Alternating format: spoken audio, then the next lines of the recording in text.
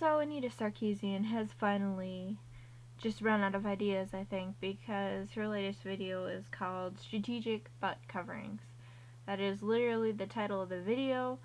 I'm not even making this up. So, her entire premise of the video is that if the video game focuses on the female's ass too often, we're not really being able to relate to her as a person anymore.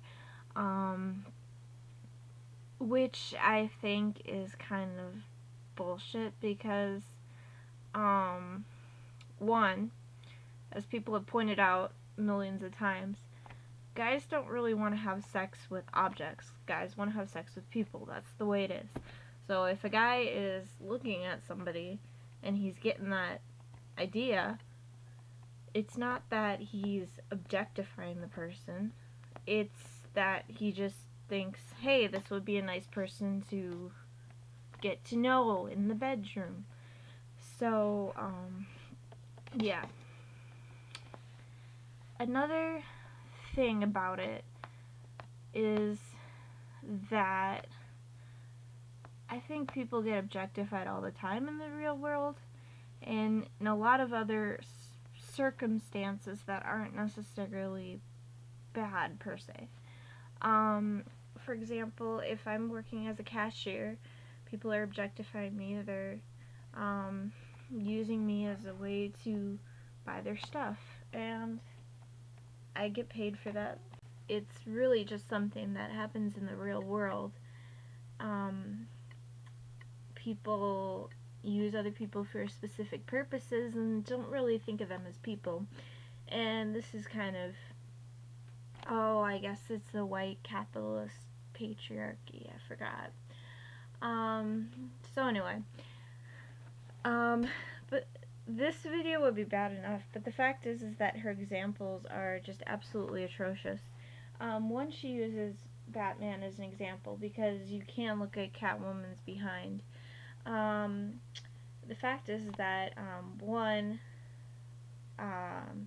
you can look at Batman's ass in the video game. One, if you're playing as the Batman Beyond character, costume thing.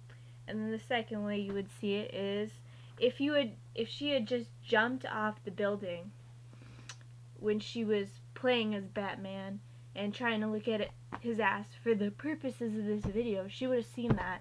The second thing is when she's panning the camera around, she gets like this huge view of Batman's giant crotch. No, that's not objectification though. I don't know. It's just, she flashes some video game covers and she's like, see, now the women's ass is emphasized on these, but when you look at these with guys, the man's ass is not emphasized. And one of her examples is fucking Kratos. The guy has like shoulders and muscles that normal guys would never be able to achieve because that requires a tremendous amount of working out. This is what I don't understand. Like, if a woman is skinny, that's setting unrealistic expectations, but like we have all these men that are absolutely ripped, and that takes way longer exercise and way more effort to build that than it does to just be skinny. I mean, some people are skinny without even working out. Some people just have good genetics and that's the way they are. So, wow. And the other thing is the video game she brings up, like half of them people don't even play it. Like Golden Axe, who the fuck plays that? Nobody. Nobody fucking plays Golden Axe. Nobody cares. and then she brings up Lara Croft's like pixelated ass. I'm just like, really? Have you, like, people in PlayStation 1 games, they don't even look like people. Like, people have pointed out in that same game, Lara Croft, her boobs look like triangles. So that game is apparently, guys want to fap to that. Yeah, okay, sure. She, in one of her ones where she was talking about the ass as a female character is being emphasized on video game covers. She puts a picture of Miss Explosion Man. And this is like the most unsexy thing I have ever seen. Oh my god.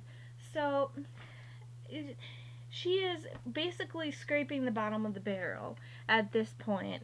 And I was rewatching some clips where she says she is a gamer, she loves games, and if you've ever like looked up ways that you can tell people are lying, she that clip is one of those examples, because you can tell she responds too quickly to the question.